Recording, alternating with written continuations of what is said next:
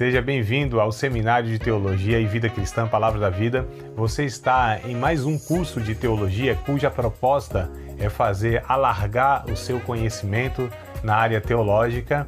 Um curso descomplicado, contextualizado, provocativo, reflexivo e que faça sentido para a nossa vida cotidiana. Porque entendemos que não só a construção conceitual da teologia, respeitando as correntes da teologia construída nesses quase 2000 anos, mas isso só não é suficiente. Nós pretendemos que a partir do entendimento bíblico, dos conceitos esclarecidos, nós possamos reproduzir isso em uma espiritualidade no nosso cotidiano e nas relações. Seja bem-vindo a mais... Nós vamos hoje, na verdade, iniciar a matéria mesma, Teologia Sistemática 1, mas nós, dentro da Teologia Sistemática 1, são 3 temas, que é Deus. Nós falamos aí 6 aulas, se não me falha a memória.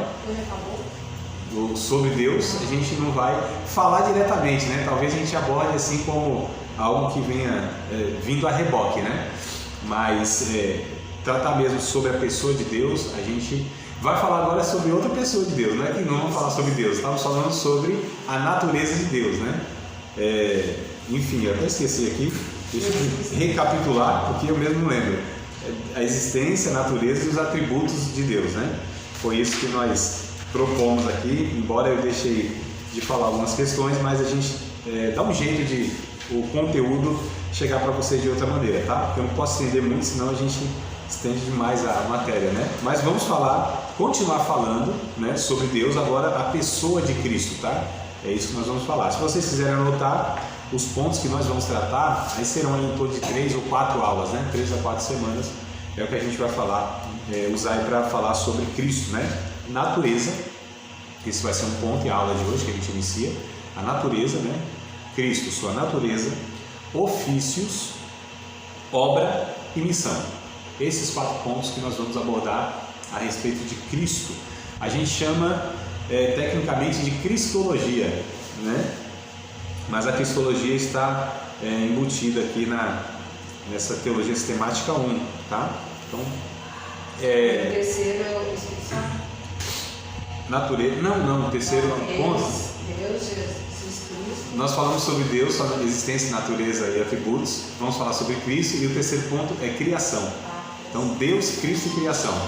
Esse é a abordagem aí, tá certo? Vamos lá. Então, Jesus em todos os livros da Bíblia, olha que coisa interessante. Cristo não é um tema do Novo Testamento, dos Evangelhos, como alguns pensam, não. Em toda a Bíblia, Cristo de alguma maneira está impressionado, tá? Então, eu adotei aqui uma curiosidade, que é o seguinte: em Gênesis, Jesus é o Cordeiro no altar de Deus. Em Êxodo, ele é o Cordeiro da Páscoa. Em Levítico, ele é o sumo sacerdote. Em Números, ele é a nuvem durante o dia e a coluna de fogo diante da noite. Em Deuteronômio, ele é a cidade do nosso refúgio. Em Josué, ele é o tecido vermelho na janela de Raabe. Em Juízes, ele é o nosso juiz. Em Ruth, ele é o nosso parente redentor. Em 1 e 2 Samuel, ele é o nosso profeta confiável. Nos livros de Reis e Crônicas, ele é o nosso soberano rei, Em Esdras, ele é o nosso escriba fiel. Em Neemias, ele é o reconstrutor de tudo que está destruído.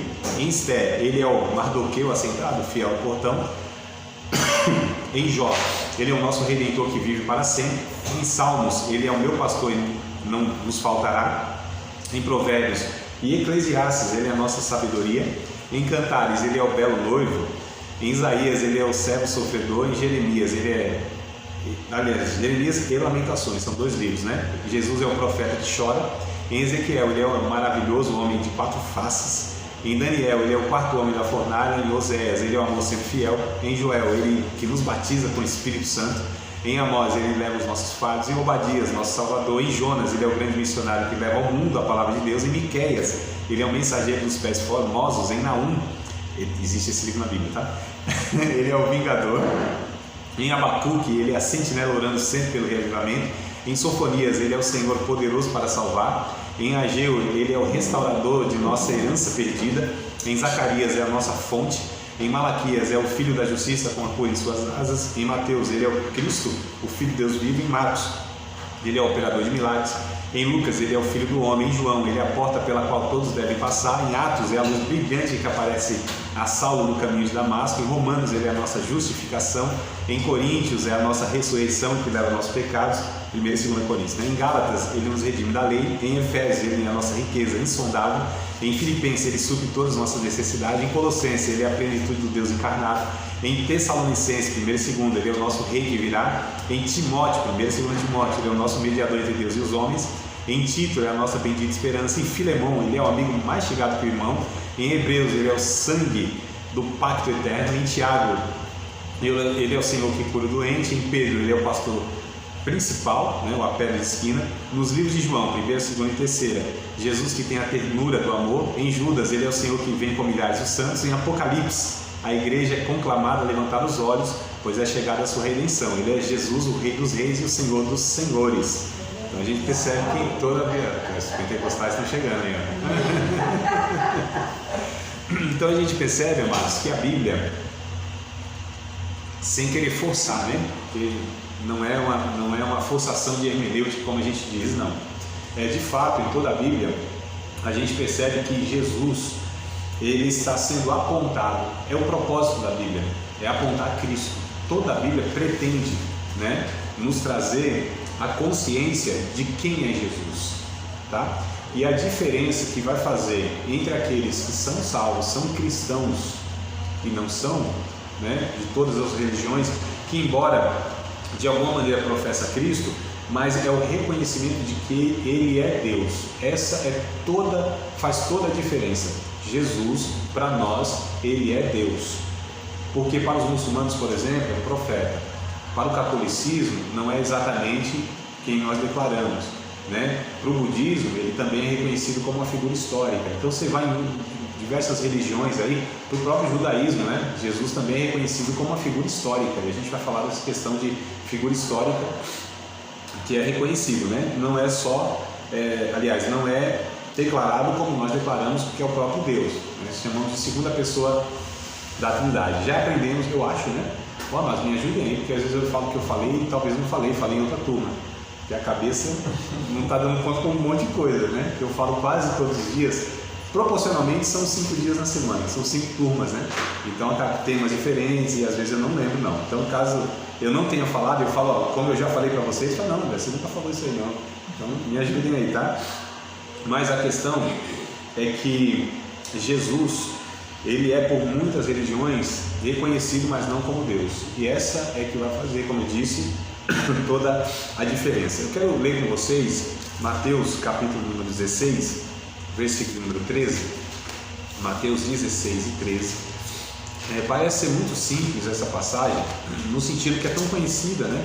Talvez não tão explorada como eu acredito que deveria ser. E aí a gente aqui percebe, né, num texto aparentemente simples, que há uma declaração, uma profundidade, uma importância absurda para nós, os discípulos de Cristo, tá? Capítulo 16, versículos 13.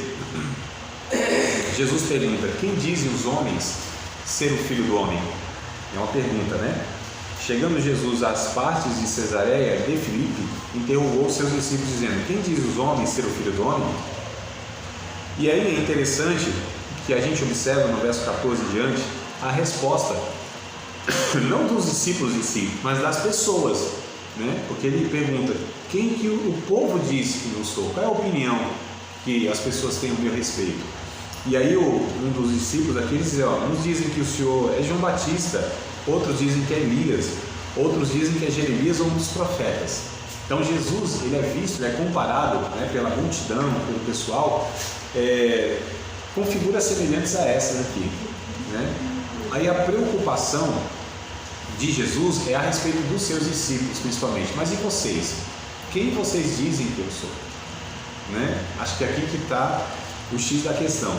Para nós, os discípulos de Cristo, quem é Cristo para nós? Parece ser uma coisa óbvia. André, calma aí, você está dizendo então que a gente que serve a Deus, a gente não sabe quem é Jesus? Não sei. Não sei, né?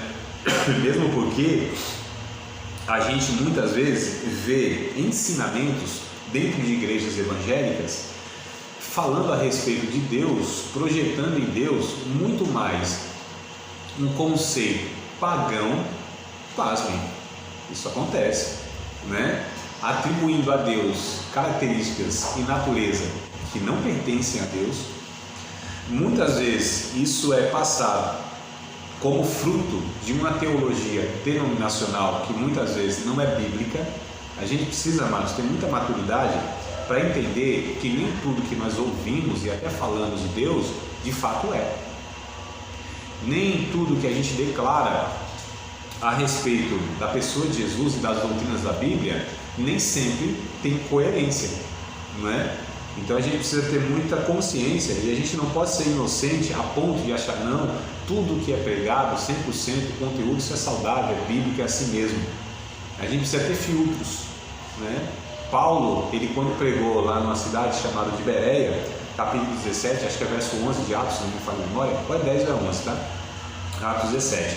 E a Bíblia diz que os irmãos lá de Bereia foram mais prudentes do que os de Tessalônica, porque quando Paulo pregava, os irmãos lá de Bereia, ou o pessoal de Bereia, eles iam conferir se nas escrituras era aquilo mesmo.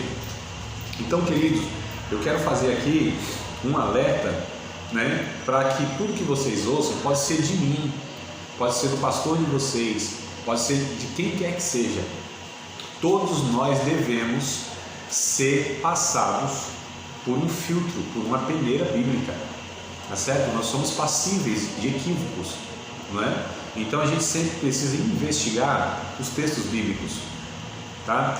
Não deposite cegamente em absolutamente ninguém, por mais que você considere como uma pessoa sincera, honesta.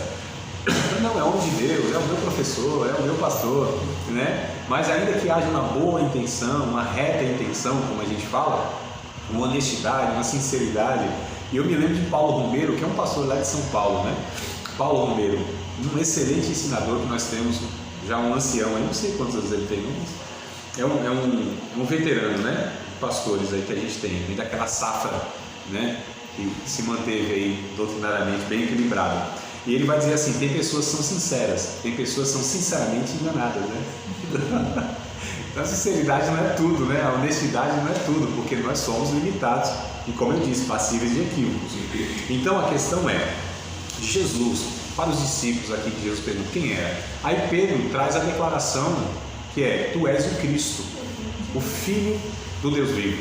Talvez para nós essa expressão ela não tenha tanto impacto como teve lá, né? Porque o termo tu és o Cristo para eles equivale ao Messias, né? E aqui está no grego, então a palavra é Christos, né? Mas é o equivalente a Mashiach, né? Ao Messias do Antigo Testamento, que é onde todos os profetas, como a gente leu aqui, desde Gênesis capítulo 3, verso 15, quando eu trouxe isso aqui para vocês, não é uma coisa assim discrepante, não. De fato, a Bíblia ela vem trazendo desde todos os livros da Bíblia, de alguma maneira, não é que tem diretamente falando de Cristo, mas figuras, tipos que a gente chama, né? Na teologia, são tipos, né? São, como Hebreus capítulo 10 fala, são sombras de coisas futuras. A gente vai falar dos sacrifícios, enfim. Deus ele foi falando de muitas maneiras, como diz Hebreus capítulo 1, verso 1. Eu já falei esse texto para vocês umas 3, 4 vezes, não foi? Lembra? Muitas maneiras. Como que diz o texto lá? Hebreus 1. Havendo Deus, não lembra? Então vamos consultar na Bíblia aí, ó. Vamos lá. Vamos lá, Amada. Não, mas calma aí, cite para sair na gravação aqui. Eu vou virar a câmera para a irmã, que eu fiquei orgulhoso. Não? Pode falar, para ganhar 2 pontos a mais na nota. Havendo Deus antigamente falado de muitas maneiras aos pais pelos profetas, nesses últimos dias temos falado pelo Filho, né? Então, o Filho, ou seja, Jesus, é a revelação plena de Deus. Todo o Antigo Testamento era, de fato, por figura. A gente, até na pedagogia, né? A gente sabe que tem fases da questão da capacidade de assimilar, né, do ser humano. Então uma criancinha não tem condição de absorver conceito. Você precisa desenhar, literalmente a gente fala, não precisa desenhar, precisa desenhar. É pelo lúdico, né? É pelo desenho, enfim, você tem outras metodologias, né? A didática é diferente. E aí, o Antigo Testamento, né, entenda o que eu vou colocar aqui, é o desenho de Deus. É Deus desenhando, né, para esse ser humano incapaz de absorver a verdade que foi revelada no Novo Testamento e na pessoa de Cristo. É por isso que o Hebreus diz, Deus falou de muitas maneiras aos pais pelos profetas, mas esses últimos dias nos falou pelo Filho. Então o Filho, Jesus, é a expressão máxima. Isso está escrito no verso 13 de Hebreus capítulo 1. Leiam aí para a gente, alguém, por favor. O qual, sendo o resplendor da sua glória e a expressa imagem da sua pessoa, e sustentando todas as coisas pela palavra do seu poder, havendo feito por si mesmo a purificação dos nossos pecados, assentou-se à destra da majestade nas alturas. Isso, acho que foi até o 4 aí, né? Não só o 3, é tudo isso? Eita, coisa boa. Mas o que eu quero destacar é o verso 3 do capítulo 1 de Hebreus. Hebreus 1, a gente leu 1, né? E agora o 3. Então olha o que o texto diz, é a expressão máxima, né? A expressa imagem da sua pessoa, ou seja, da pessoa de Deus. Então Jesus é o máximo que a Trindade, que Deus se aproximou de nós. Porque como nós estudamos aqui a respeito da pessoa de Deus, a gente percebeu, pelo menos eu tenho essa esperança que eu consegui passar para vocês esse absurdo que é Deus, né? Esse Deus que não se assemelha a nada que nós conhecemos aqui. Esse Deus que está para além de toda a capacidade imaginativa do ser humano, por mais que ele seja, por mais que tenha a fertilidade, né, da imaginação. Então assim, a expressão máxima, como Deus se comunicou conosco de uma maneira mais próxima. Capítulo 14 de João, verso 6, capítulo 14, verso 6, Evangelho de João. E a gente precisa entender o contexto, porque os discípulos, né, acho que é Filipe, fala assim, Senhor, mostra-nos o Pai, que nos basta, a gente só quer ver Deus. Pedido simples, né? Eu queria ver assim, face a face, a gente quer ver Deus, você mostra pra gente Deus? E aí Jesus diz assim, mas há tanto tempo eu estou com vocês e vocês não têm visto, quem vê a mim vê o Pai. O capítulo 14, é que o verso 6, Jesus vai dizer, eu sou o caminho, a verdade e a vida, né? Ninguém vem ao Pai se não for por mim. Aí ele continua, né, nisso que eu citei. Quando Jesus disse, eu sou o caminho, a verdade e a vida, olha, entenda a expressão aqui, preste atenção, que é o detalhe que é o X, né, o detalhezinho onde está o segredo do negócio. Eu sou o caminho, a verdade e a vida. Ele não deveria, ninguém vai ao Pai, a não ser por mim? Se ele é o caminho, a verdade e a vida, ninguém vai ao Pai. Não é? Na construção da frase, não, acho que é construção frasal, não estaria errado, né? Mas olha o que ele diz, eu sou o caminho, a verdade e a vida, ninguém vem ao Pai, a não ser por mim. Não é? Ninguém vai ao Pai. Porque nele, em Cristo, estava o Pai e o Espírito. Como no Pai está o Filho e o Espírito, como no Espírito está o Filho e o Pai. Eles são inseparáveis. É a triunidade, que é um conceito para nós muito complexo, né? Como que pode a gente conceber um Deus que é manifesto em 3 pessoas, da mesma essência, da mesma natureza? É complicado esse negócio. Como a gente vai ver também em Cristo, não cabe em nada, apenas em Cristo. Por exemplo, 2 naturezas. Vocês ouviram aquela música lá que eu compartilhei com vocês, os Tênis Márcios, alguém como eu? Né? Então, poeticamente, meu Deus, lindo, né? Lindo. Poeticamente, ele aborda essa questão, né? Então, Deus e homem, né? Dorme, mestre, descansa um pouco, estás cansado, sedento e rouco.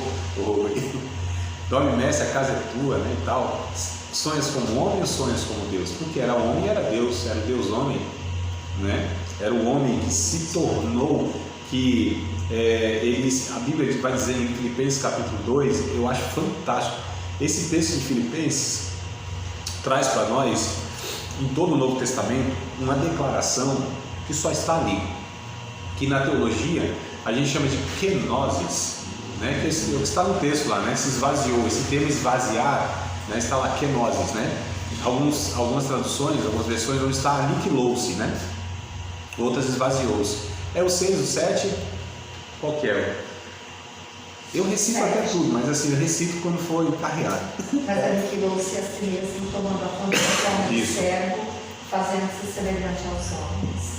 Então, aniquilou-se, esvaziou-se. O termo aí no original, né, que foi escrito, é kenosis. Isso fala de um esvaziamento mesmo. Ou seja, não é que Jesus deixou de ser Deus em momento algum. Ele apenas se esvazia dos seus atributos, da sua prerrogativa, né, que só pertence a Deus, que nem chegamos aqui a falar, que é onipotência, onipresença, onisciência, são atributos que pertencem a Deus. E Jesus não usa esses atributos enquanto está aqui em forma humana, que é o que diz o texto, né? Fez-se semelhante aos homens, forma de homem, né? Então ele tornou-se homem na forma, mas nunca deixou de ser Deus, apenas deixou de utilizar a palavra, deixou da sua prerrogativa mesmo. Ele não usou. Tudo que ele fez foi por causa da capacitação do Espírito Santo sobre sua vida. Tanto é que Jesus começa seu ministério após o batismo, lá com 30 anos, por João Batista, onde o texto vai dizer que o Espírito Santo desce sobre a vida de Jesus, cumprindo inclusive o que diz Isaías capítulo 61, que é o que ele lê, né, depois do batismo, quando entra na sinagoga. O Espírito do Senhor está sobre mim, me ungiu para pregar boas novas aos mansos, aquela coisa toda. Então Jesus, ele é concebido literalmente. Jesus, ele não é criado, ele é gerado, é diferente. Hebreus capítulo 10 vai falar isso. Né? É a confissão, é o credo da igreja na história, credo de Nicéia, de Constantinopla. O nome da história é isso, né? Deus de Deus, luz de luz, gerado e não criado. Então uma coisa é ser gerado, outra coisa é ser criado. Jesus, ele é pré-existente, ele é coexistente. Aliás, eu tenho uma aula específica só sobre isso. Se vocês se interessarem, me falem, que eu mando lá no privado, eu mando no grupo mesmo, tá? Aliás, são duas aulas, né? Eu falo sobre Jesus é pré-existente, coexistente e autoexistente, né? É uma aula só sobre esses pontos aí. Talvez a gente aborde, talvez não sei. Mas a questão é porque é muita coisa, né, amados? A gente não está aqui pretendendo esgotar os assuntos, não, tá? Não, nossa, Deus, mas calma aí, você não vai falar tudo? Não tem como. Primeiro, o tempo não nos permite, eu sou limitado. Eu falo, não esgota, aqui é só assim, a gente tenta estimular vocês para falar, olha, tem uma coisa por aqui, ó, tem outra por ali, né? A gente tenta estimular a reflexão e tal, mas esgotar não tem como os temas, em curso nenhum, em ninguém, né? Muita coisa, é revelação de Deus, é como a água jorrando, né, todo o tempo de uma fonte inesgotável, é a palavra de Deus. Enfim, mas vamos voltar aqui, senão eu perco todo o raciocínio, eu desvio na aula, eu desvio também, né? Tem hora que eu desvio, fico devagando, desvio, conto uma piada, eu perco a graça, entro na carne, não é, mano? Vocês já perceberam isso, né? Mas por amor vocês continuam comigo. A gente finge que não tem. Né? Mas vamos lá, eu estava falando do quê? Filipenses 2, que é uma fonte inesgotável. Isso, não, o Filipenses 2 aí foi o ponto do desvio, tá vendo? De onde eu desviei. Então aí o esvaziamento, né? O ponto foi, Jesus, ele é gerado pelo Espírito Santo, ele é ungido pelo Espírito Santo e ele é ressuscitado pelo Espírito Santo. Então olha que coisa interessante, enquanto homem, e ele de fato foi 100% homem, mas também era 100% Deus. Fala, André, não, isso é uma contradição. Como que uma coisa pode ser 100% uma coisa e a mesma coisa que é 100% uma coisa pode ser também 100% outra coisa? Então, em Jesus cabe, em nada mais na criação, no mundo, nada mais cabe, só em Jesus. A gente chama de dupla natureza de Cristo, né? E é interessante, eu não estou dizendo que são duas pessoas, tá? Mas Jesus e Cristo, a gente precisa entender isso. Jesus, a pessoa humana, e o Cristo, essa, entre aspas, pessoa divina que está na pessoa humana. E elas se entrelaçam de tal forma que, de fato, não tem como você separá-las. Sim, amado. Quando Pedro diz assim, tu és o Cristo, então ele já tinha percebido, ele já tinha quase que desvinculado, ou já tinha enxergado, então, muito mais esse Cristo do que o Jesus histórico que estava por ali. Então ele já estava numa outra percepção. Quando ele fala, tu és o Cristo. A declaração, tu és o Cristo, ele está reconhecendo que Jesus é o prometido, o profeta prometido em toda a história do Antigo Testamento, que os profetas falaram, ó, vai vir o Messias, vai vir o Cristo. Lembra de Gênesis 3 e 15, que a gente chama de proto-evangelho? É o primeiro evangelho que aparece na Bíblia, ou seja, as boas novas, da boca do próprio Deus.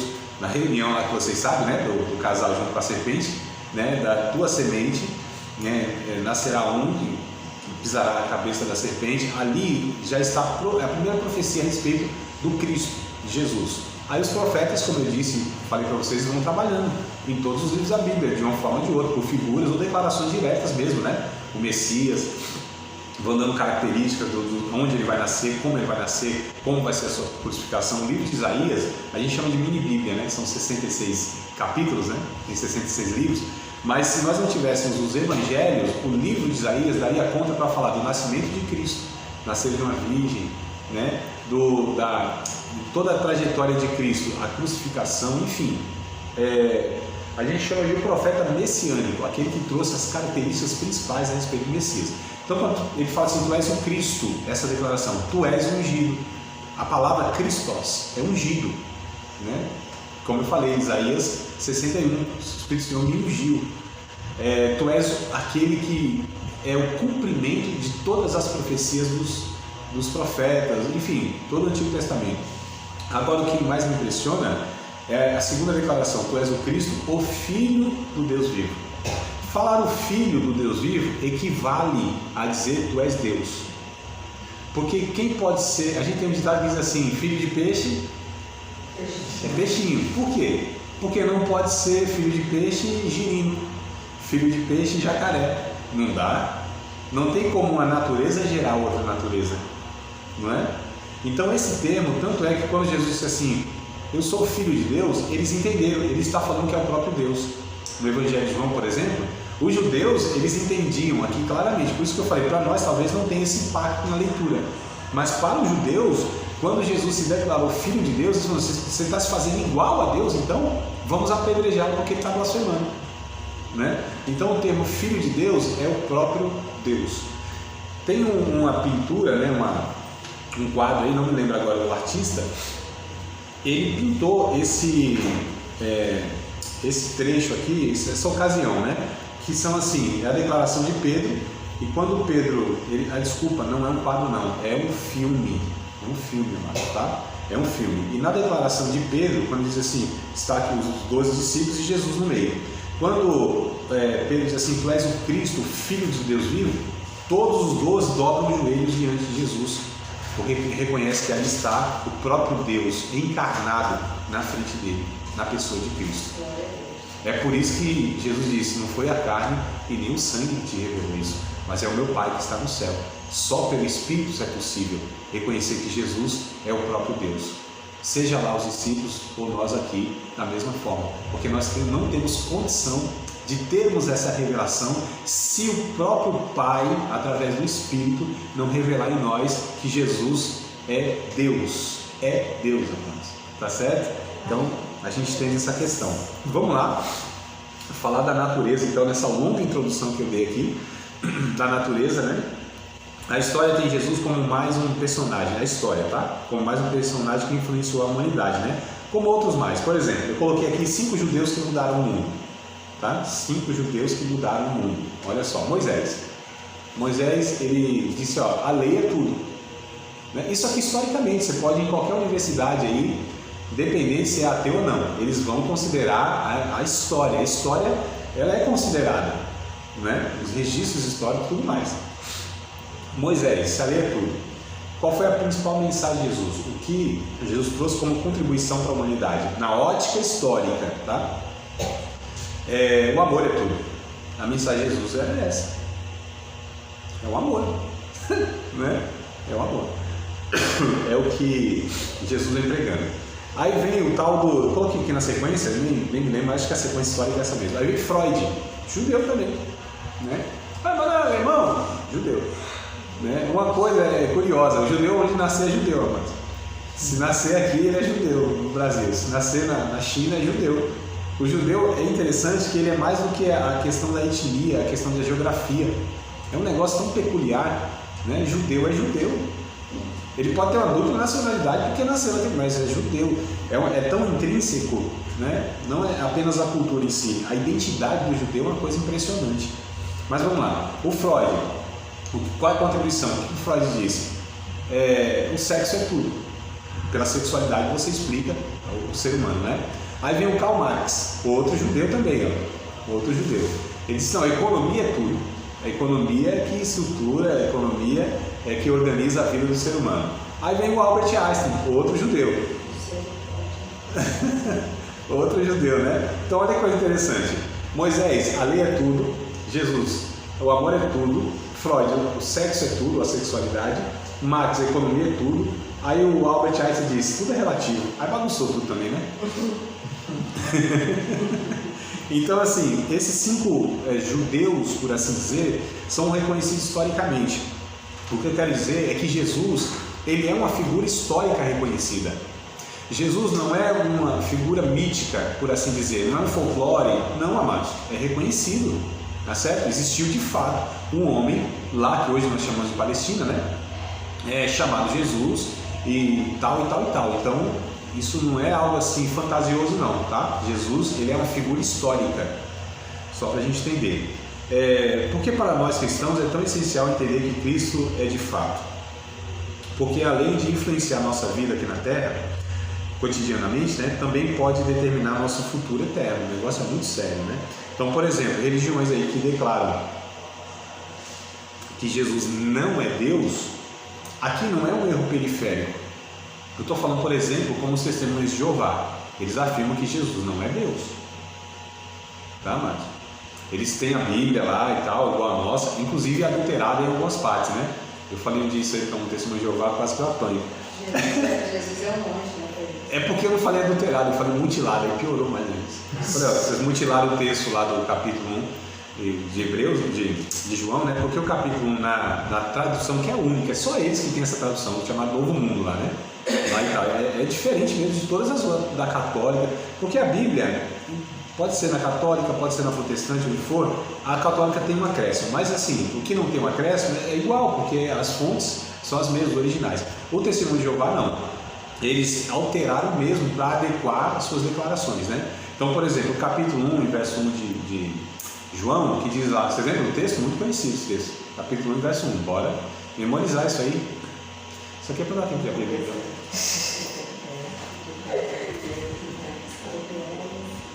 Bora, professora, ajuda a gente aí. Por que estás tão tímida?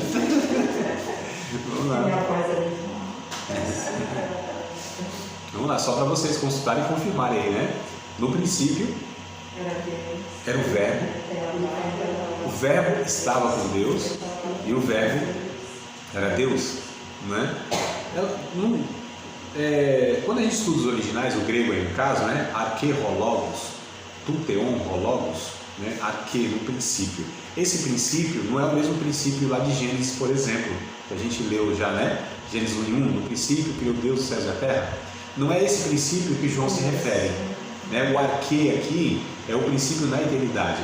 Então ele está dizendo, na eternidade, no princípio da eternidade, era o Verbo. O Verbo estava com Deus e ele era Deus. No capítulo 1, ainda, continuando no capítulo 1, verso 14, né, aí de João mesmo, vai dizer que o Verbo se fez carne, habitou entre nós, cheio de graça e de verdade. A gente precisa entender o conceito do logos, do verbo, né, na língua grega, que é o que dá origem a todas as coisas.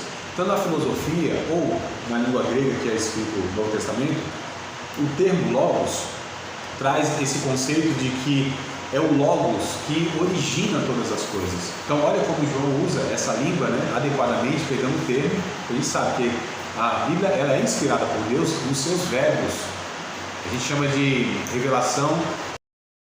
Então até os próprios verbos, cada termo é de fato inspirado por Deus. A Bíblia é uma coisa sem igual, né? Depois a gente estuda em outra ocasião. Eu acho que nós temos os cursos, se não me falha a memória, e agora a cabeça aqui não dá conta não. Eu sei que tem o médio, né, bibliologia. A questão é que a Bíblia ela é de fato um livro que tem a participação humana, mas tem uma origem divina. Então é Deus trazendo essa revelação, como a gente falou, que não era possível ao homem ter, né? Mas voltando aqui na questão do futuro eterno, né? No capítulo 17 de João, vamos ver o texto? João 17. Amados, para saber sobre a divindade de Cristo, dos 4 evangelhos, João é que traz, tá certo? O tema do evangelho de João é Jesus é Deus. Cada evangelho ele traz, né, uma declaração a respeito de Jesus. Então Mateus fala para um público judeu que vai declarar Jesus como sendo aquele rei mesmo, semelhança de Davi, esperado e tal.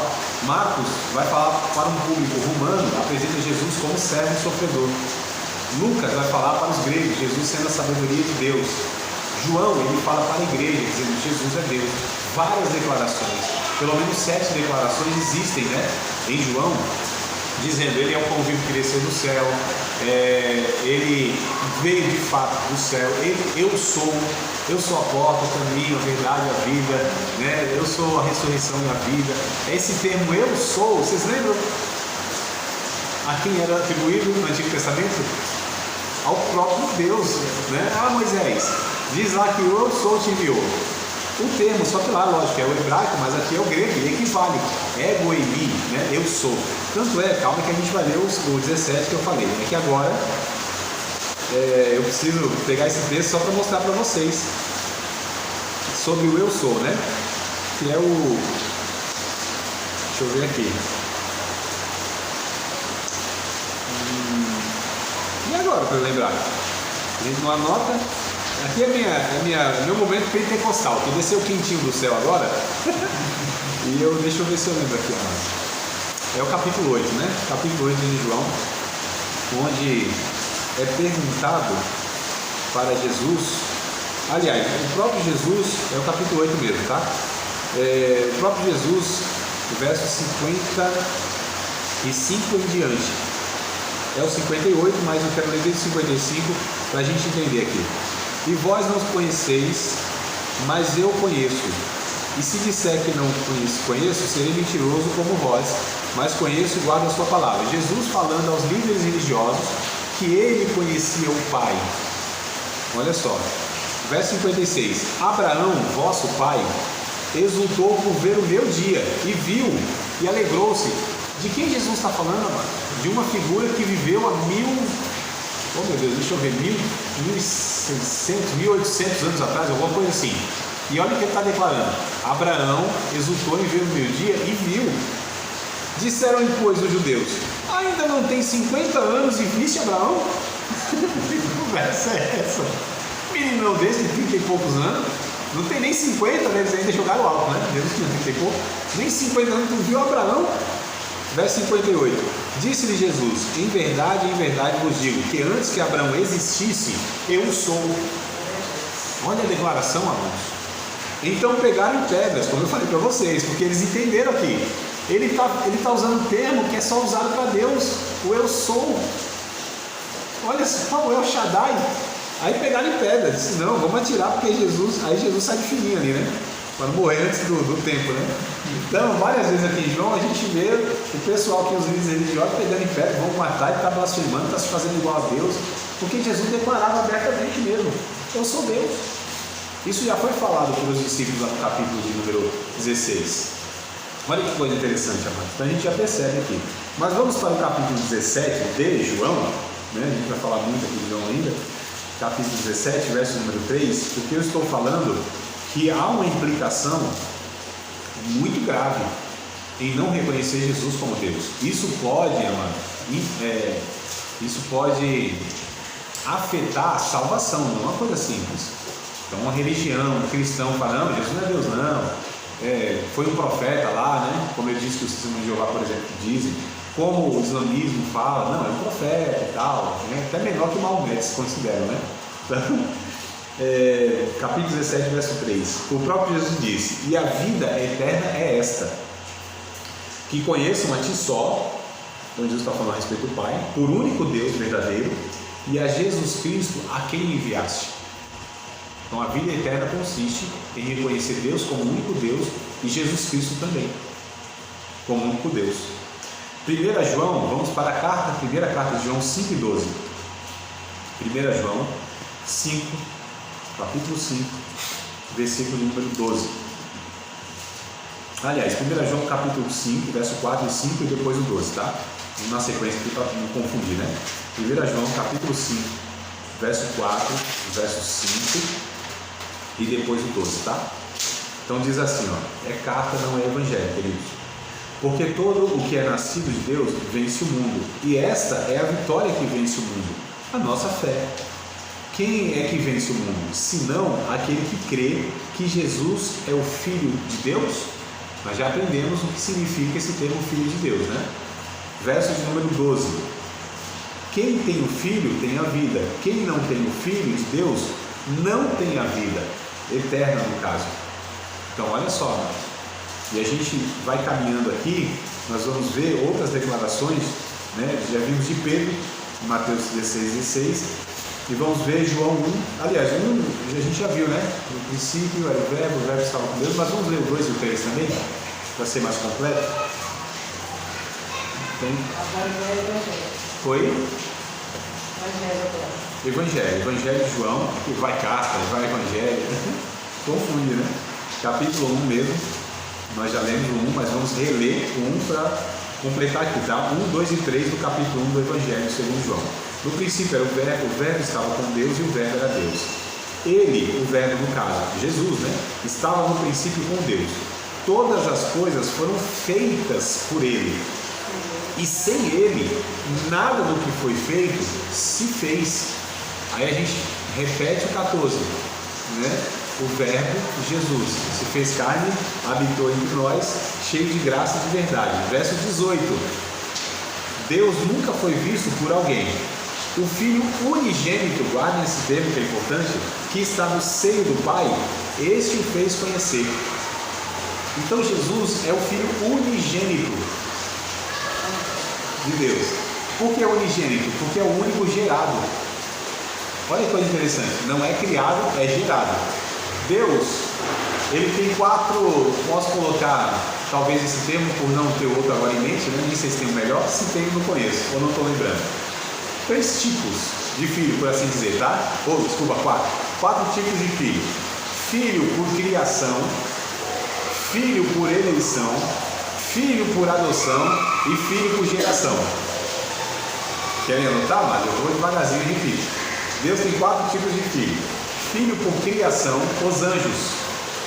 Os anjos são chamados de filhos de Deus, porque foram criados por Deus. Então, nesse sentido, eles são filhos por criação.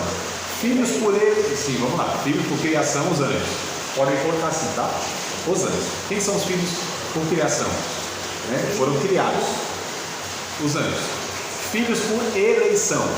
Quem foram os filhos declarados por Deus eleitos? Os judeus, chamados de filhos, porque foram eleitos por Deus na história. Filhos por adoção, nós, a igreja, né? A igreja, nós fomos adotados, não éramos legítimos. Os filhos eleitos eram judeus e nós fomos enxertados lá, né? Lembra do João, capítulo 1 ainda, mas o verso 11, 12 e 13? Lembra desse texto? Lembra? Recitem aí, se lembram. Bora lá, eu quero forçar a memória de vocês. Eu faço aqui para forçar, né? Porque eu acredito que muitos de nós tem os textos lá na gavetinha da memória. É que a gente se acomoda, não lembra, dá uma forçada. Então, capítulo 1 de João, verso 11, 12 e 13. João ele diz: veio para o que eram os seus, que eram judeus, né? Que ele serviria. Mas os seus não o receberam. Mas todos quantos o receberam, deu-lhes o poder de serem feitos filhos de Deus, não é? A saber, os que não nasceram, não da vontade do varão, não da carne, nem das obras, mas de Deus. O verso 13 vai concluir mais ou menos isso aí. Então, filhos de Deus, né? Nós fomos adotados. Efésios capítulo 1, por exemplo, Paulo vai dizer isso, né? Nós somos filhos por adoção. Então vamos lá, anjos por criação, judeus por eleição, a igreja por adoção e Jesus por geração. O único Filho de Deus gerado, o único. E o Adãozão foi criado por Deus, não foi? Feitura, foi feito por Deus, criado com as mãos de Deus. por assim dizer. Deus pega lá o barrozinho, a argila, né? Cria lá o bonequinho de barro, assopra nele. É isso mesmo. É contado, exato. É contado como uma forma poética e mítica, entenda a literatura. Né? Às vezes as pessoas confundem. Então é um mito no sentido de fantasioso? Não. A forma a ser contada, ela é mítica, ela é poética. Mas, né? Então assim, é só a forma literária que a gente está falando. Tá? Mas não é um mito fantasioso como a gente conhece, de um folclore, coisa desse tipo, não. Mas a questão é isso mesmo, literalmente. Deus, ele forma o homem lá do pó da terra, literalmente. É interessante, amados, quando a gente estuda antropologia, a gente não estuda ainda não, né?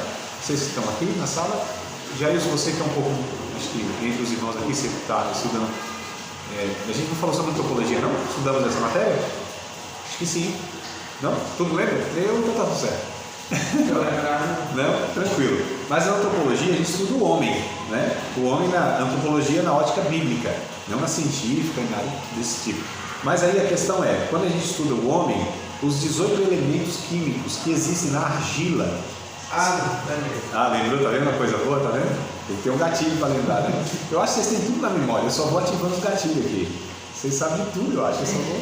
O senhor tem que andar no exemplo onde Jesus usa a lama para curar o cego. Isso, aquela passagem de João 9, né? Curioso demais, né? Eu não vou entrar, senão eu vou desviando aqui. Mas é interessante que ali o que Jesus pega? O mesmo material que ele pegou para criar o homem, o barro. Deu lá uma... Não foi que a Bíblia diz? Um cuspinho assim, ó. Né? Dá uma cuspidinha assim e tal. Não é isso que a Bíblia diz? E unta lá os olhos. Então, os estudiosos eles dizem, né, que aquele cego era cego de nascença, ele não tinha o globo ocular, só tinha cavidade aqui. Então, não é que Jesus faz com que ele enxergue novamente, ele não tinha o órgão, tá? Isso criou o órgão, facinho, né? Para quem fez o homem tudo, criar duas bolinhas no olho. Né? Então, mas voltando aqui para a questão. Então esses 18 elementos químicos que tem no barro, tem também no corpo humano, os mesmos, né? Só para a gente ver a origem de fato do corpo humano. Enfim, mas aí cria o casal, né? Como a irmã disse, né? O homem e a mulher, porque a mulher é tirada também do homem, né? Então também é criada por Deus. Nós não somos criados por Deus, amados. Só foi o primeiro casal. Mas eu não fui criado por Deus. Não, diretamente não. Deus criou o casal lá. Nós somos resultado da fecundação desse casal. Deus deu a capacidade do homem, pelo sêmen, pelo esperma, de estar gerando. O que Deus faz é colocar vida dentro do homem. Zacarias capítulo 12 vai dizer isso. Deus é quem cria o espírito do homem dentro do homem, né? Então olha que coisa interessante. Mas o corpo em si, aí é uma fecundação biológica, natural, que Deus deu condição ao homem se reproduzir. Mas a questão que eu quero destacar, então criado por Deus foram os seres humanos, ou o ser humano, né, nós em Adão. Jesus, ele é pré-existente, ele sempre existiu, ele não foi criado, ele foi gerado no ventre de Maria, inclusive não tem origem humana, não tem sêmen. O único ser humano que não teve sêmen humano. Olha só que coisa interessante. José, ele não gera, ele não é o pai de Jesus. Como que a Bíblia diz, como que descreve? Que o Espírito de Deus cobre Maria, né, com a sua virtude. E aí gera Jesus dentro do ventre de Maria, e a profecia é: o ente que te há de nascer é santo. Não tem parte nenhuma da pecaminosidade humana. Porque assim, Davi vai falar, desde pequenininho a gente nasce já com a natureza pecaminosa. Fato, amados. Isso é um fato, né? Teológico, e a gente vê criancinha por... Vocês acham que criança ama? A mãe diga, né? O meu filho me ama como olha para mim. Não. Ele está interessado no peito, no cuidado, no calor, no bem-estar dele. É egoísta por natureza. Até para amar, uma pessoa precisa ser muito madura e consciente que o conceito de amar, ali é instinto, ali é egoísmo. Desde criancinha, tira o pirulito da criança para você ver o ímpeto egoísta dela. Tem 200 brinquedos aqui, chega outra criança e diz: tudo é meu aqui. Egoísta, se coleriza fácil, não é, dissimulada, toda criança nega o que ela fez. Não fui eu.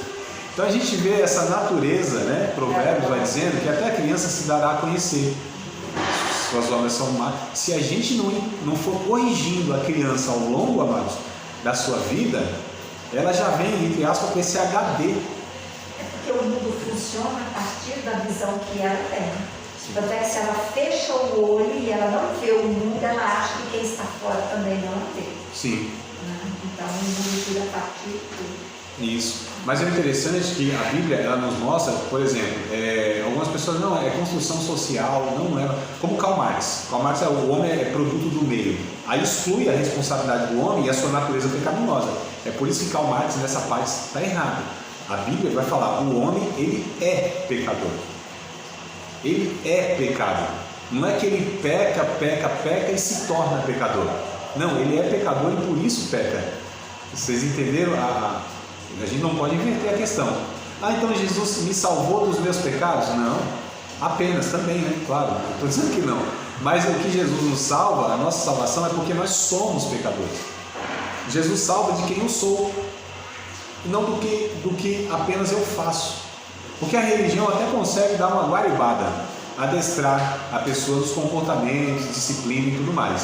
Tem umas religiões boas que trabalham isso, né? As orientais e tudo mais, né? A religião evangélica muitas vezes que trabalha com esses parâmetros de adestrar as pessoas, mas o evangelho vai na natureza, porque é a natureza que é o problema. Mas Jesus é totalmente diferente de nós, amados. É um ser humano único, é por isso que ele é o unigênito. E em Cristo nós somos gerados com a sua natureza, desse homem, olha que coisa interessante, que é incorruptível. Deus, ele amou tanto o seu filho, que quer que todos os outros filhos sejam igual a Jesus. É por isso que, segundo aos Coríntios, capítulo 5, verso 17, eu estou tossindo no ouvido dos irmãos, aqui o microfone está chato. Na verdade, ele restaura que era para ser seguido em Adão, né? Essa natureza. Na verdade, Adão não deu conta. Nós somos o Adão. Todos nós somos o Adão. Ele perdeu lá no jardim, né, no caso. Né? Isso, então nós somos o Adão. Paulo, ele fala isso em Romanos capítulo 5, verso 12. Né? O pecado entrou por um homem, né? Pelo pecado a morte, por isso que todos pecaram. Então nós somos o resultado, eu sou o Adão. Se eu fosse o Adão lá, não faria o mesmo. Eu estou fazendo. Você fala assim, a questão, nós nascemos pecadores porque nós somos filhos de Adão. Exato. Do pecado de Adão. Exatamente. E olha que coisa interessante, mas nós somos filhos de Deus porque nós nascemos de Jesus. Agora Jesus. Na nova geração, que é o que João diz no capítulo 3, Jesus vai dizer, né? Tem que nascer de novo. Então nós nascemos de novo, segundo aos Coríntios 5 e 17 vai dizer, quem está em Cristo é nova criação. Tem algumas versões que diz criatura, mas o termo criação para mim é melhor, tá? É nova criação. As coisas velhas passaram e tudo vai se fazendo novo. Então em Cristo nós somos recriados nessa nova natureza. Nós recebemos a natureza de Cristo, que é o ser humano que o Adão não deu conta. Mas esse ser humano aqui, Jesus, ele venceu, ele nasceu. Ninguém nasceu como Jesus, ninguém viveu como Jesus, ninguém morreu como Jesus, ninguém ressuscitou como Jesus. Jesus é fora da curva. Ele nasceu santo, ele viveu em plena santidade, ele morreu, e é por isso que a sua morte pode salvar outros, porque ele morre sem culpa, sem ofender a Deus, o Pai, sem pecado. Imagina um homem viver 33 anos sem pecado, por palavra, por obra, a gente fala, por pensamento e por sentimento. Sentimento, né? Tem uma quarta origem aí, ó. Então a gente peca por falar o que não deve, por pensar o que não deve, por fazer o que não deve, por sentir o que não deve. Esse sentimento aqui a gente não trabalha muito, né? Ninguém fala muito dessa questão, né? A gente peca por fala, por pensamento e por palavra. E por abrigar sentimentos nos corações que a gente não deve. Também é uma origem de pecado. Quem escapa dessas quatro vidas? Ninguém. Nem Abraão, nem Isaac, nem Jacó, nem José, nem Moisés, nem Josué, nem Elias, nem Eliseu, nem Davi, um homem segundo o coração de Deus, nem Paulo, nem Pedro, nem João, nem Mateus, nem ninguém, amados. Todos homens ordinários. Nem João Batista. Muito menos João Batista, sanguinário, bravo daquele jeito. Ele não representava Jesus nunca, né? E tal, ele ficou incrédulo, ficou em dúvida. Disse, rapaz, ele estava preso, né? Quando ele estava preso lá. E ele falou assim, mandou os discípulos e falou, pergunta lá se Jesus é ele mesmo ou se a gente espera outro. Porque está me decepcionando. Pensei que faria outra coisa. Eu até falei que ele ia fazer isso, e se isso não está fazendo, é muito bonzinho. Porque João Batista o raio já tinha cortado todo mundo, né? E é fé e fogo, né? Por isso fala, não, é João Batista, porque havia um aspecto duro de Jesus, mas ele não cabia em João Batista, ele não cabia em Elias, ele não cabia em Jeremias. Jesus não cabe em outro homem, em nenhum. Nós não abarcamos Jesus. A gente não consegue reproduzir em medida satisfatória quem é Jesus. É muita pretensão de um discípulo dizer, não, eu agrado a Deus. Não, só existe um ser humano que a voz veio da eternidade e disse, este é meu filho amado em quem eu me agrado. Não houve nenhum outro na história, muito menos nós. A gente está falando dos homens santos de Deus, eles não, muito menos nós, só para Jesus. Quando a gente tem essa ideia equivocada, né? Porque quando estava assim, tipo Jesus, Elias e Eliseu, ixi, foi Pedro, esse negócio tá tão bom aqui, vamos fazer 3 cabanas? Um pro Senhor, um para Moisés e para Elias, né? Moisés e Elias. Vamos fazer aqui? Olha como Pedro estava endoidado. Ele equiparou, o negócio foi né, glorioso. Mas olha como ele endoidou, que comparou Jesus com as 2 figuras principais do Antigo Testamento, Moisés e Elias. O que acontece? Para que isso não seja equivocadamente construído, ou seja, Jesus, Elias, Moisés, sei quem, são equiparados. Sumiu os 2, só ficou Jesus e veio de novo a voz do céu. Este é meu filho amado, a ele você deve ouvir. Elias, os profetas, Moisés, a lei, não, ele é a voz, ele é o verbo, ele é a revelação última, plena, que os outros não deram conta de transmitir, mas ele é o único gerado, né? Que é o que nós devemos adorar. Diga, Amado. Mas quando Pedro faz coloca no mesmo patamar, dá para se fazer uma leitura que em Jesus se resumia a lei e os profetas? Moisés? Eles apontavam todos para Jesus. Sim, eles apontavam, mas o problema é que Pedro estava equiparando, né? Esse é o ponto que foi corrigido por Deus ali. Mas de fato, Jesus é a síntese, né, de tudo o que foi. Aliás, eles só falaram, Moisés, os profetas só falaram, Pedro diz inclusive na sua primeira carta, no capítulo 1, todos eles falaram pelo Espírito de Cristo que havia neles. O Espírito de Cristo havia neles lá no Moisés, lá nos profetas. Então está vendo como Jesus, ele não é aquele profeta que surgiu ali, mas é o próprio Deus que pelo seu Espírito estava inspirando e usando todos esses profetas ao longo da história, né? Então de fato, eles são um resumo, né? Aliás, eles são apenas o resumo, tem muito mais que eles não conseguiram falar, porque Jesus, ele não é um profeta de Deus, ele é o profeta de Deus no sentido de trazer a revelação plena de Deus. Ele não é um profeta, senão seria artigo indefinido, é mais um, né? Teria a possibilidade de outro, né? Ele é o profeta. É por isso que quando ele diz assim, eu sou o caminho, a verdade, a vida. Se ele tivesse falado, eu sou um caminho, uma verdade ou uma vida, aí haveria precedente para outro caminho, outra verdade e outra vida, né? Então, artigo definido aí, não é indefinido. Né? Mas é isso. Amada, você queria perguntar alguma coisa? Sobre uma dúvida que eu tenho. A genealogia de Maria e de José são diferentes. Sim, são diferentes. E por que Jesus se fala que vem da genealogia de José, né? Uhum. Fala que ele é da tribo de Davi. E Maria não era da tribo de Davi. Não, sim, veja bem. É porque aí depende de quem a gente está tirando a informação, ou de Mateus ou de Lucas. Porque Lucas, ele traça a genealogia, se não me falha a memória, de Maria, e o Mateus vai de José. Então, são os dois evangelistas pegando genealogias diferentes. Sim, mas aí quando a gente refere, acho que em Salmos que fala que Jesus veio da tribo de Davi. Judá, né? Judá, sobre Deus de Davi, a gente ora assim, falando assim, né? Isaac, Jacó, Davi, Deus, a gente ora assim também. Aí, por que fala da genealogia de José, e não fala de Maria que gerou ele? Ah, tá. E fala por que pega José como referência e não a questão de Maria, tá? A gente precisa entender que a Bíblia ela é escrita dentro... Sendo que antigamente, até hoje, mas antigamente era muito mais valioso o nome, sobrenome do homem, né? Exato, então, é isso que a gente precisa entender. A Bíblia ela é escrita dentro de uma cultura, né? Então as referências, alguns pensam a Bíblia é machista, Deus é machista. Não, havia de fato uma cultura patriarcal, né? Não tem nada de errado nisso em si. O problema é que a gente pega esses textos e esses registros históricos e quer pegar eles a partir de uma ótica contemporânea do que é machismo, do que é feminismo e tudo mais, né? Então, assim, a lente está errada que a gente pega das conclusões de hoje. O que é o anacronismo? Uma palavra meio, né? Entendo que talvez não seja tão familiar.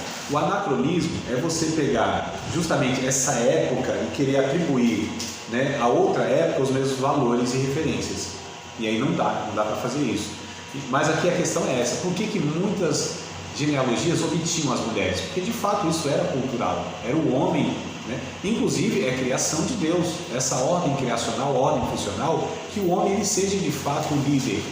Agora o grande problema é que isso foi virando ao longo dos séculos e que o próprio judaísmo, que não tem nada a ver com a revelação de Deus, o judaísmo é uma distorção da revelação de Deus. O que eu quero dizer é o seguinte: o próprio Jesus denunciou isso. Quando ele teve lá a conversa com alguns líderes do judaísmo, Jesus disse: vocês criaram tanta regrinha, tanto pensamento, tanta conclusão, que é tradição de vocês. Vocês até invalidam o mandamento de Deus. Então, quando a gente vê muitas vezes algumas declarações de alguns escribas e sacerdotes, não correspondem à vontade de Deus, né? O Antigo Testamento precisa ser avaliado e lido, interpretado segundo uma cultura vigente da época, para a gente entender. É por isso que muitas vezes as pessoas leem o Antigo Testamento e fazem interpretações totalmente equivocadas, porque não consideram que lá tem expressões idiomáticas. A gente trabalha isso na hermenêutica, né? No curso hermenêutica. Nós tivemos. Esse é o livro que nós tivemos. Hermenêutica. Ou seja, a gente precisa interpretar o texto bíblico com regras. No Antigo Testamento, muito mais com cautela, porque ele está inserido em uma cultura. O que é a expressão idiomática? Só faz sentido naquela cultura. E por que isso foi falado e tratado assim? Porque Deus agia no Antigo Testamento. Não é que Deus ele mudou, é porque Deus estava lidando, tratando com pessoas que ainda estavam ensinando e amadurecendo, que eu falei quase no começo da aula, né? Essa revelação gradual, paulatinamente Deus vai revelando até chegar em Jesus. É por isso que o parâmetro para nós de comportamento, de regra de fé e prática, de fato, é o Novo Testamento. É muito complicado quando a gente pega o Antigo Testamento como referências para comportamento. Eu já entendia, né? Por isso que eu pedi explicação. Que como poderia ser, ele ter uma genealogia de José, sendo que ele não tem parte, Maria não teve parte para o José para gerar Jesus. Sendo que foi uma geração lá, Jesus ou terra. O pai biológico não era José, né? Mas José entra porque ele assume essa paternidade. Aí depois ele vai, quando ele está na sinagoga ensinando Jesus, né? Aí a gente fala: teu pai e tua mãe vão para aí fora. Ele não tem irmão nenhum, não tem pai nenhum, está aqui fazendo a vontade. Uma hora ele não tem família, outra hora ele tem uma genealogia. Não está aqui o filho de José, o carpinteiro, com seus irmãos, né? Então ele é reconhecido socialmente como filho de José, porque José de fato o cria. José é o pai, né? Não é o biológico. Aliás, Jesus não tem pai biológico, mas ele é colocado nessa genealogia porque de fato ele era casado com Maria e era legítimo, né? Então não é um caso, não é um filho extraconjugal. Assim, né? Não é. Na Bíblia eu nunca ouvi falar sobre filho adotado. Alguém na Bíblia tivesse algum filho adotado? Tem, ou se tem, um bocado. É que talvez o termo não apareça.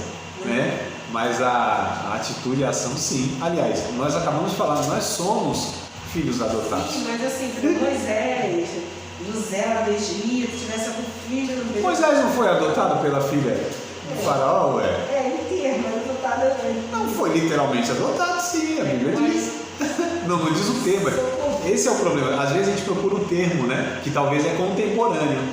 Mas sim, são muitos termos que não são. Ama de leite, né? Então. A ama de leite. Havia muitas amas de leite, né? Que eram as que criavam e tal. Eu também tive uma ama de leite. Hã? Eu também tive Não, uma mas lá a ama de leite foi a que criou. Exato. Minha mão mentou nele. Enfim, amados, o que eu quero trazer nessa primeira aula introdutória a respeito disso é a natureza de Jesus, né, que tem, e a gente percebe como às vezes falou, calma aí, então já está me confundindo aqui, ele tinha pai biológico, ele não tinha pai biológico, mas aqui conta, mas ele era o próprio Deus, mas como que se deu isso? Então a gente já vai percebendo que há uma complexidade quando a gente fala de Jesus na sua natureza, porque há duas naturezas, né, de Jesus. Uma que é o próprio Deus, ele é o próprio Deus que se fez carne. A gente não tem isso em outro caso, é só com Jesus. Então a gente vai ver que tem coisas que de fato dão uma bugada, como diz os adolescentes, né? Dá uma travada aí no HD, mas a gente vai caminhando nessa toada aqui, tá? Falando da natureza de Cristo ainda, né? Vou enfatizar na aula que vem a natureza divina, tentei dar uma equilibrada, natureza humana e divina, mas eu vou dar um pouco mais de ênfase para a natureza divina de Cristo. Embora a humana, para nós também, é importantíssima, porque se Jesus não tivesse assumido a forma humana, ele não poderia assumir o lugar da humanidade. Hebreus vai dizer isso, a gente vai falar isso na aula que vem, que agora já passou, já deu sinal. Você acabou de participar de mais uma aula de um dos nossos cursos do Seminário de Teologia, Vida Cristã, Palavra da Vida. Espero que tenha te abençoado, não só alargado o seu conhecimento teológico, mas que tenha também atingido o teu coração para que você possa a cada dia mais reproduzir a vida de Deus nas suas relações cotidianas. Se você ainda não é aluno oficial de um dos nossos cursos, se inscreva aqui no contato que vai aparecer do WhatsApp. Também nos siga nas redes sociais, se inscreva no nosso canal, compartilhe à vontade e Deus